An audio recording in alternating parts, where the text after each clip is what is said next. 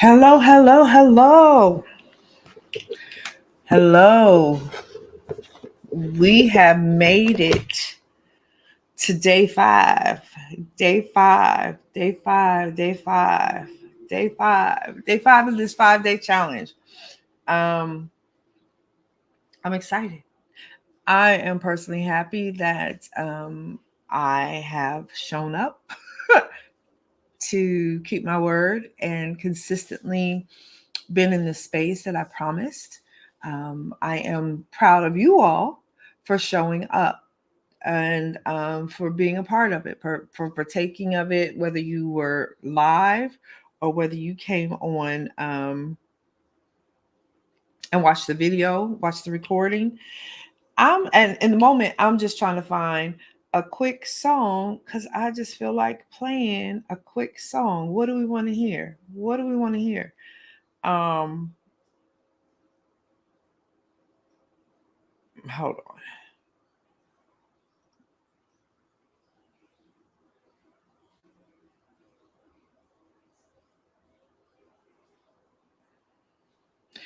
I don't know if I could find a song that's approved. I saw something popped up, but I don't know. Anyway, I just want to welcome you back and say thank you, thank you, thank you, thank you for being here for the last day of the 5 day Progress Push Discipline Challenge. Um, Again, if you made it here, you're winning. I was looking for a song about winning, but I think everything that I saw popped up might have had some cuss words in it. So we're going to leave those alone and let them sit right there. Um, Today is the day. We've done all the heavy lifting throughout the week. So today is the day that we are actually going to put it all together. We're going to put it all together like cake. We're going to put it all together. We're going to sew that hem in that dress. We're going to, make it pop. So before I get started, hello again, everyone. And whether you are on YouTube or Facebook, I will introduce myself for those of you who know me and those of you who are just getting to know me. I am Tiffany Rochelle, the behind the scene queen. I am a leadership strategist. Yes, and a purpose accelerator. And the purpose of this challenge in the Wisdom Fountain, which is our community. Hey, Esty. The purpose of this challenge is to help us reflect and refine ourselves from the first quarter, the goals that we set at the beginning of the year. Because let's be honest, we've been setting goals for years, many of us, and some stuff isn't done and we need help. So the design of this, the purpose and design of this challenge is to encourage you, to uplift you, and to activate you and help you get refocused so that you can get it done. That's it. That's all. We just want to get some things done.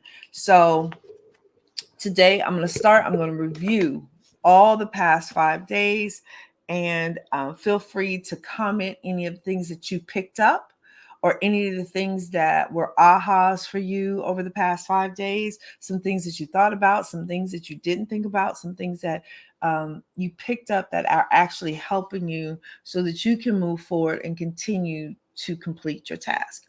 So, day one, we talked about reflection. What were the goals that you actually set?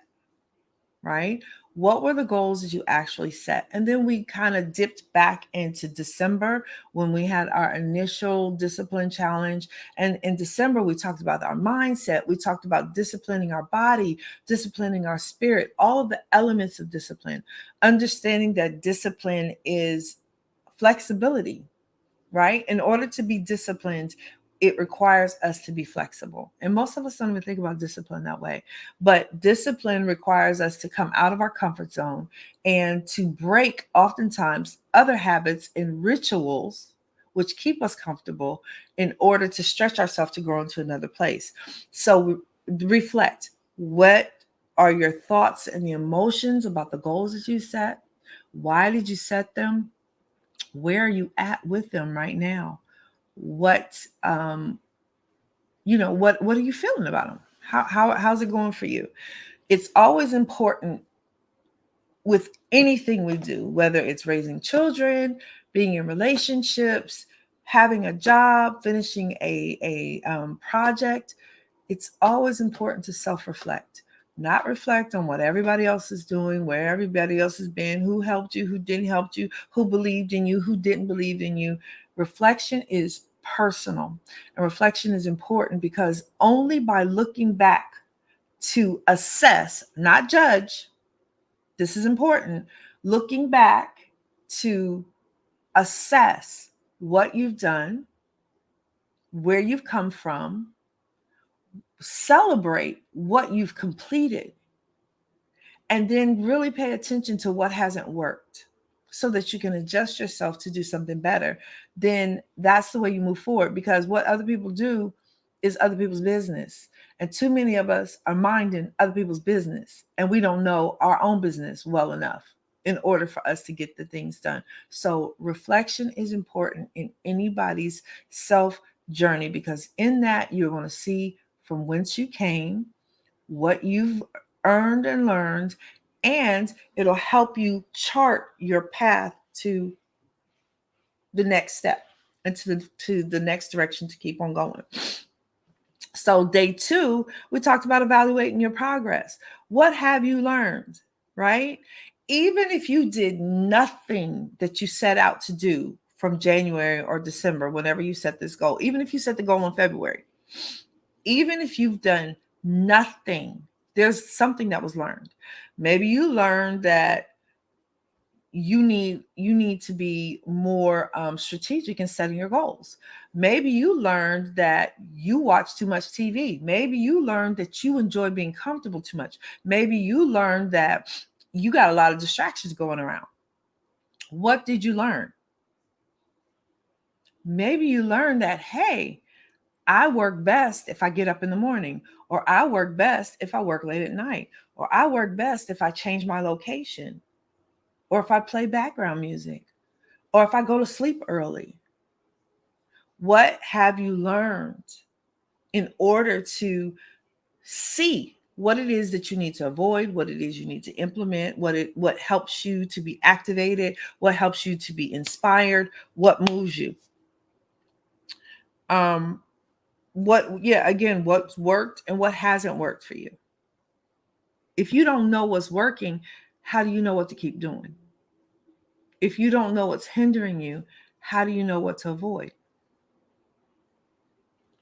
And also on day 2, we talked about obstacles. What were the obstacles that you encountered? The funny thing, the funny thing about day 2 was literally we had a demonstration, um, a live demonstration about that things, because day 2 I had no Wi-Fi, right? I had no Wi-Fi in my house or in my building.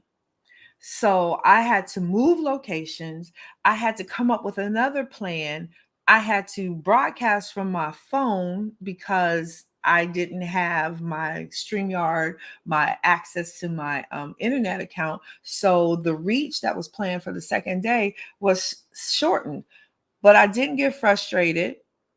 I didn't not do it. I just went with another thing in order to still complete the promise. I kept my word at whatever cost, right? If I would have needed to walk over to the McDonald's and use their Wi-Fi, I probably would have. But that was a live demonstration of how obstacles can come up and how do we face them in order to move forward. Okay, Esty, so you learned you make a lot of excuses. What does that look like? So what does that mean? Thank you for being honest and vulnerable and sharing, because you're not the only one, right? Oh, I went to bed too late. I'm tired. I just don't feel like doing it. I'm hungry. Excuses can take on a lot of forms. And every excuse that we make doesn't have to be given to another person. So a lot of times, the biggest excuses we make are for ourselves, right? So sometimes I have For women, I'll say this way. For women, sometimes we actually have physical happenings, right? Physical and hormonal occurrences. We may be pregnant, we may be menopausal, we may be perimenopausal, we may be PMS, we may be PTSD, whatever it is. For women, a lot of times we have physical things, tangible, real things that are happening to us that, if we are not careful, they can become our excuse for not completing what we need to get done. Or they can become our excuse for not being nice. They can be our excuse for not being reliable. They can become an excuse for anything we want them to be for. Oh, I couldn't show up because. Oh, I forgot. Knowing we didn't forget, we just didn't feel like it. Oh, excuses come in many forms. And like I said, they don't always have to be given to outside parties. Sometimes we'll use those excuses for ourselves. And we'll justify why we're not moving. Well, everybody knows that my back was hurting, and it's okay. I deserve to rest. And while we do deserve to rest, and it is important for us to have self-care, we also need to be self-aware when we're taking things too far or when we are utilizing excuses in order to not move forward. So thank you for calling that one out, because excuses are obstacles. Definitely. Our own excuses are sometimes our biggest obstacles to our completion. And if we learn that, how we going to fix it, Esty? How we going to fix it? Day 3, we talked about identifying the next steps in prioritizing. We have to evaluate. Day 2, we got the obstacles. Day 3, how do we overcome those obstacles? How do you overcome making excuses? How do we overcome not having resources? How do we overcome things not working, right? Again, that comes down to being able to look at things honestly, evaluate our position, what we're participating in, what we are bringing to the table, what we are making excuses about, and what we are allowing to be an excuse. Sometimes our kids are our excuse. I don't know why this just popped in my head, but I remember being young and having children. And I remember a lot of people saying, well, I can't travel, I have kids.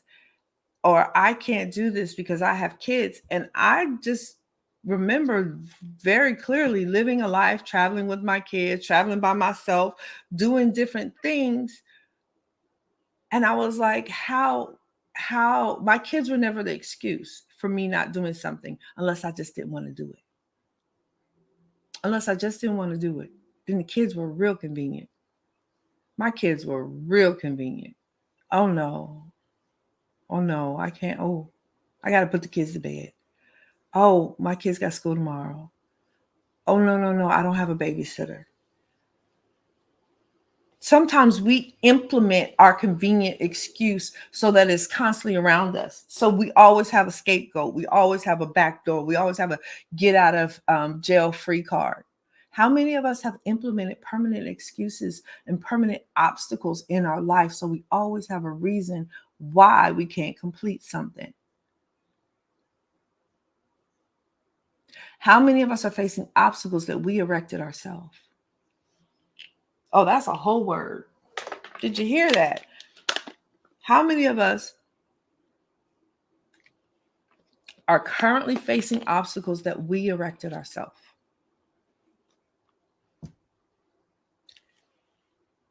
The way to overcome those obstacles is to recognize that we put them up. Recognize the origin of the obstacle and then make the determination that it needs to be removed. How do we prioritize, right? Sometimes our sometimes our obstacle is that we our challenge and our obstacles that we started something, but we didn't know that there were a bunch of little steps in between, in the middle, that we needed to do, right? And that's okay. It happens. What do we need to do? Break it down 3 times. Sometimes that goal that you set, and I use the example of food and technology, right? Sometimes you set a goal that says, oh, I'm going to get it done in 3 weeks. When in actuality, you didn't know that there were 4 steps in between that were going to take a week apiece. And instead of being disappointed or discouraged, right, didn't count the cost. Instead of being disappointed and discouraged to the point that we don't keep going, it's time to go, okay, let me extend this. Let me readjust and prioritize the things that need to go in front. Maybe we set a goal and thought that this is the most important for now, but then something else occurred and it became more of a priority. We have to be willing to pivot and be flexible and discipline ourselves to continue. Sometimes the most difficult discipline is consistency in continuing, not giving up.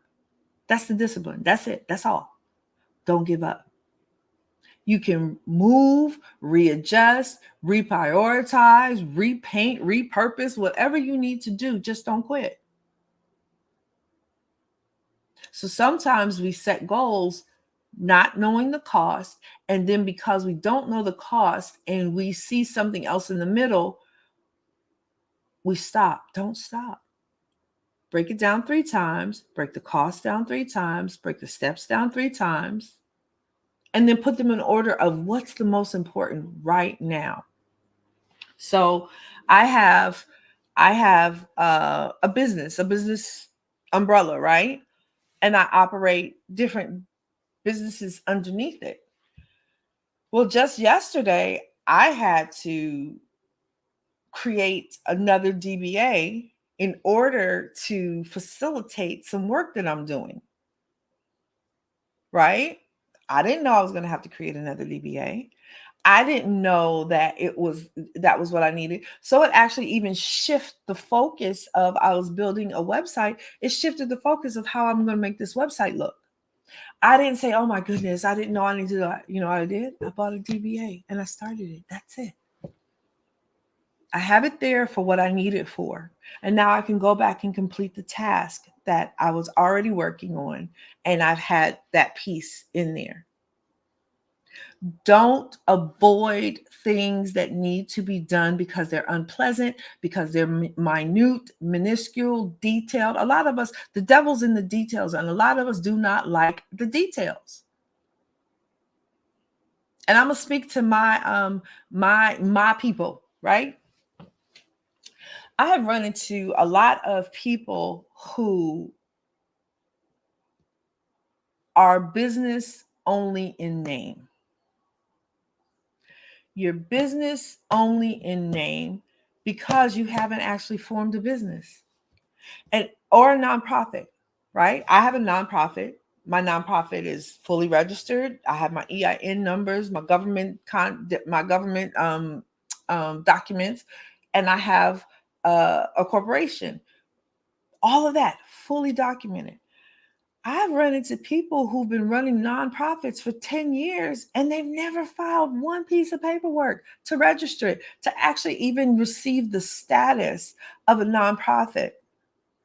How do you do that? For 10 years. The devil's in the details, and many of us are letting the devil win because we don't want to do the details. And I understand they're boring, they're tedious, sometimes they're painful, but we need to be willing to do what is necessary to completion. Some of us don't just have a consistency problem, we have a completion problem. We refuse to do what is necessary because we just don't feel like we should have to do it, or because we're afraid to ask for the help. We don't want to seem like we don't know what we're doing. We don't want to be shamed. And I'm not trying to shame anybody by saying if you got a nonprofit and you've had it for 10 years and it's not registered, that you should be shamed about it. No, don't be shamed about it. Get it done. Fix it. But a lot of us put ourselves in these positions and then we're afraid to go, oh my goodness, I didn't know that when I started this. And so we're afraid to adjust and get the help that we need because we don't want to appear unknowledgeable. We don't want to appear weak. We don't want people peering in our finances and our back doors to actually discover what's really going on behind the scenes, right? Because some of us, a lot of us, got businesses with no money in the bank account, and that's okay. That's bootstrapping, that's startups, that's entrepreneurship. It's possible, it happens. But what's not acceptable is not working to fix it and correct the things that we have left out, the things that we have overlooked due to ignorance, and then to leave it that way because we don't want nobody else to know. To blame the man because the opportunity doesn't apply to them because the paperwork isn't there. And you know what, Esty, for you saying that, there's a lot of people who will say the excuse. We're going back to excuse conversation. Oh, they don't want to give that money to me anyway. They didn't even, I applied, but they couldn't even, they didn't even think about me. You either one didn't apply or you did apply and you knew your paperwork wasn't right. You didn't meet the qualifications that you actually qualified for because you didn't do the detailed work. Simply getting an EIN number and applying for nonprofit status, or putting your business in a space where you got an EIN number, you got a business bank account. Some of us got that other stuff, but we don't even have a business bank account. It was years ago. I remember the Lord told me, put the vessels out, put the vessels out, put the vessels out. And what did that look like? That looked like getting all of my paperwork, all of my documentation in order, all of my bank accounts in order. When I tell you, I'm going to be transparent and funny right now. I got about at least 3 bank accounts sitting that probably have had the same amount of money in them for the past couple of years. Money hasn't grown, hasn't gone down, but it's sitting there, right? Why? Because those are the vessels. Those are the vessels through which I will receive the blessing, right? When that grant money comes in, but they can't give me the grant money because I don't have a bank account, what happens? No, I got that bank account sitting right there waiting for that grant money. When I have people who say, we want to contribute to your organization, what's your 501c3 status? But I don't have my 501c status. So they go, oh, well, we can't give it to you because we want to, but we can't because we can only write this off on our taxes if you are actually a 501c3. For the people who are saying, I want to do business with you as a person, as an entrepreneur, as a company, what's your company name?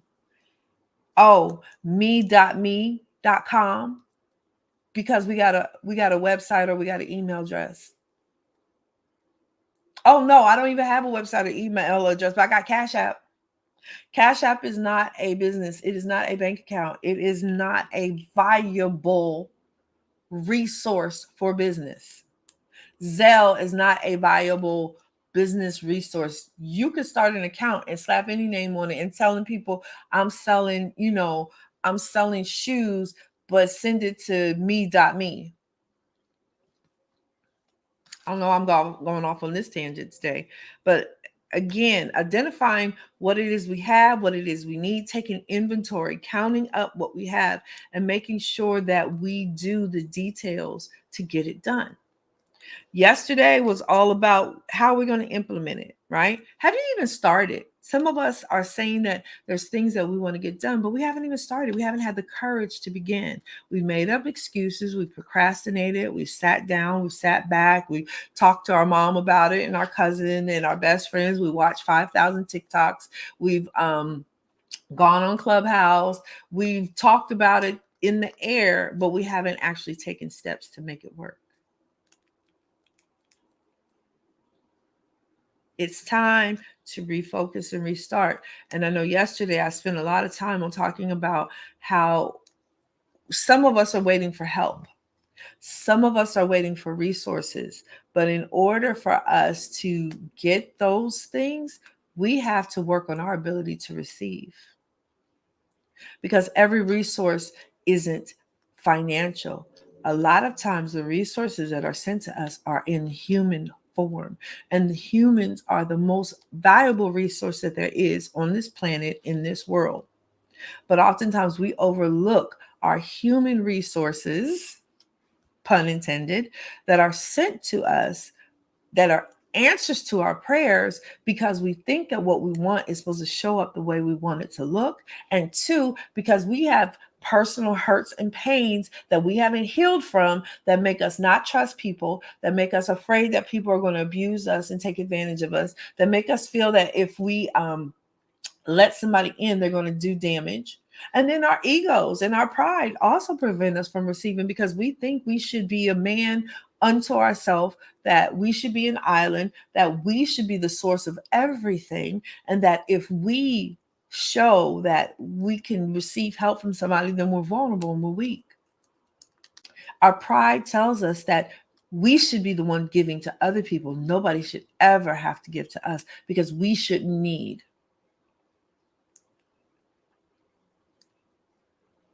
But in order for us to get through this season that we are in and the upcoming seasons, collaboration, cooperation, sharing of resources is going to be what gets us through there. So being able to receive is important. Receive, receive, receive in order for you to push through and progress. Refocus. Get your eyes set back on the prize. What is it that you feel like you have maybe put to the side or settled in, right? I think I talked yesterday about some of us have been settling for good because we're afraid that we won't receive the great that we actually want. And we've taken our eyes off the prize because we're content with what we're seeing in front of us right now. And what we have right now is actually a way station. It's a layover. It's a comfort for the moment, but it wasn't meant to be our forever. It's not meant to be where you stay. So make sure that your obstacle or your challenge has not been the object of your comfort. Sometimes the obstacle is our object of comfort. And we become, again, comfortable because we don't think that what we really want is attainable. So we stop right here. We settle. So refocus, and know that what's in front of you, is it the prize? And if it's not, get your eyes set back on the prize. Readjust your mindset. Readjust your mindset about the way you're looking at the goals that you have, the people that are coming to serve and be served. Readjust your mindset about what the promises are that have been given to you. If God says you're going to have a mansion, why are you sitting in the shack? Okay. If he told you get to have a new car, why are you still on the bike? Readjust your mind. Focus on your faith. And reactivate. Get started. Get going. So that brings me, today, day 5 was literally a reiteration and a wrap up. So to bring it all together, we got to be consistent.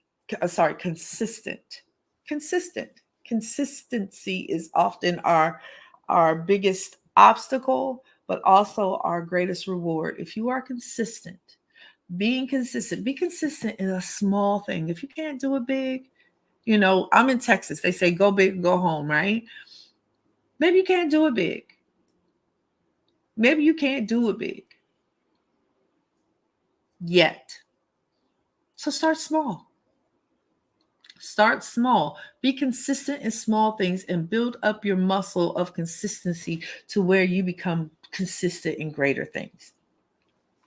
And unless you're in the military with somebody screaming at you and waking you up at specific times every day and telling you what to do, you're going to need to tough this one out yourself.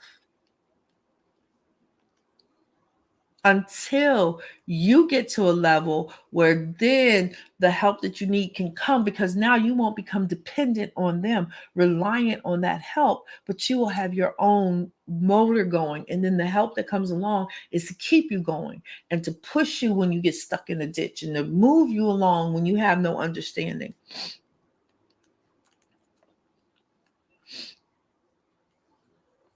Focus on why you're doing the goal anyway.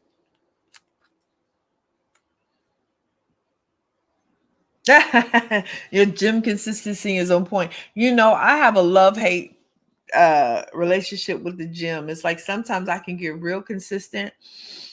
And then for the past couple of years, I just haven't had the motivation. I used to be like, I would get up 5 o'clock in the morning every morning. I would go work out. I was a beast. I would go wake up other people. Let's go, let's go, let's go. Then my season changed and my focus changed and the desire that I had changed. I haven't done that in a while. And I'm not interested in doing it, but I need to do something in that area. So starting small. Small. Sometimes starting small means I can't go every day. It may mean I consistency means I do it at least 3 times a week, maybe Monday, Wednesday, and Friday. If I can't commit to every day, let me do Monday, Wednesday, and Friday. But yeah, I gotta get my gym back on. My gym at my place just flooded out, so that's my excuse. That's my excuse to not go. Oh no, I don't have a gym. I could walk around the complex if I really wanted to, but pray for me, Esther. You might need to be my accountability partner on that. You and BJ. Talking about, did I move my butt today? Did I move my butt today? It could be the code word. Did you move your butt today? So what's next? Oh, I want to put these things out. Remember, just because it's not done perfectly doesn't mean it can't be done. And one of Estie's favorite and mine, done is better than perfect. So I'm going to say both of those again. Just because it's not done perfectly doesn't mean it can't be done. And and done is better than perfect. 2 things to free your life, to free your spirit. Don't wait for it to be perfect. Just do it. And then learn from what you've done and improve on it for the next times. So what I want to leave you with today is we've finished the first quarter and it's time to move into the second quarter and get some more things done. Discipline ourselves to completion. So please, for you, identify your personal next steps. What is it that you're trying to get done? What is it that you need to do in this next period of time to get you closer to that goal? And when do you need to do it by? Right? That takes us to the second step, which is decide your timeline. Decide if what you set a goal for right now maybe needs to be pushed out a little further and you need to do something in the middle. Or decide if you just need to get rid of it for right now and put something else in its place. But decide what things need to be done, right? You've identified what your goal is, what things need to be done. Decide what steps you need to take. And the very last one is, decide on your partners. Decide on the collaborations that you may need to take part in. Decide on the resources that you need. Those are part of your decision-making process. And then last but not least, act. You got to make it happen. You have to step. You have to move. You have to take initiative to make things happen. There is no such thing as just praying in a cave and waiting on the Lord to come. It is with our action and our obedience and our movement that he meets with us and he co-creates with us and he moves us and shows us and gives us the resources, the people, the ideas, whatever it is that we need to get things done. But it does require our movement. Movement is different than acts. Right? He's not looking for our acts. He's looking for our movement. Our movement indicates faith. And a lot of people don't talk about that. They're like, oh, build your faith, build your faith. How do you build faith? Move. Move. I don't know what I'm doing. I don't know how to do this, but I'm going to move forward. I'm going to take this class. I'm going to call this person. I'm going to write this song. I'm going to write this book. I'm going to study this play. I'm going to move. And then have the faith that God is going to meet you in the middle where you're at because you are moving in faith so that He can build it up. He can answer. But if we're sitting in a corner waiting, nothing's going to get done. So identify, decide, and act. I have tremendously appreciated this week with you all, this challenge. This has been as much for me as it's been for you because I had to refocus on some things and get some things done. And I appreciate you being with me and taking the steps and trusting.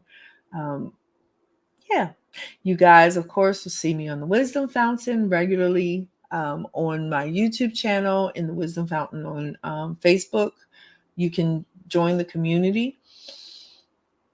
And you can look for me, the behind the scene queen, around on LinkedIn. And just moving forward, there's a lot going on. And I'm going to need your help and your presence for me to get my assignment done and fulfilled. You are part of my assignment. So, yeah, I got to keep moving in order to um, be in obedience. And my movement is in faith often. So, until the next time, be wise, and I will look forward to seeing you then.